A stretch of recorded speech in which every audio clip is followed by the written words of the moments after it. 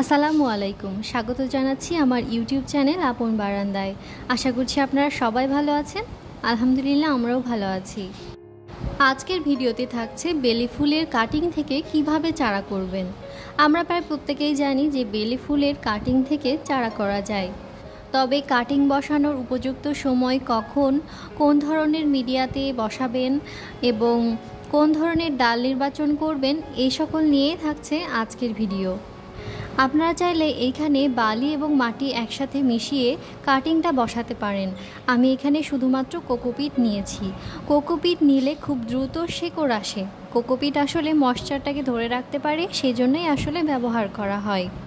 এবং অবশ্যই কোকোপিটটাকে খুব ভালোভাবে পানি দিয়ে ধুয়ে নিতে হবে।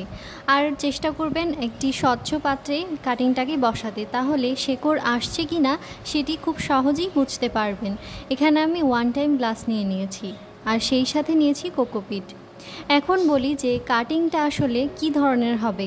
খুব বেশি মোটাও নেওয়া যাবে না, আবার খুব বেশি চিকনও নেওয়া যাবে না। এবং খেয়াল রাখতে হবে যে কাটিংয়ের নিচে যেন গিঁট থাকে, এই গিঁট থেকেই মূলত শেকড়টা বের হয়। এখন আমি কাটিংটিকে বসিয়ে দিয়েছি।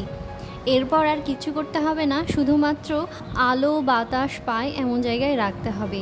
এবং যখন একটু শেকড় চলে আসবে তখন হালকা রোদ পায় এমন জায়গায় রাখতে হবে। আর কোকোপিটটা শুকালে তারপর পানি দিতে হবে। কোকোপিটটা ভেজা অবস্থায় কখনোই পানি দিতে যাবেন না। এখন দেখতে পাচ্ছেন বেশ কিছু শেকড় আসতে শুরু করেছে। 1 থেকে 1.5 মাসের মধ্যেই শেকড় আসতে শুরু করে। বেলি ফুলের কাটিং থেকে চারা করার খুবই সহজ পদ্ধতি হচ্ছে কোকোপিট। কোকোপিট নিয়ে আরও অনেক ভিডিও আছে আমার এই চ্যানেলে, চাইলে সেগুলো দেখে নিতে পারেন।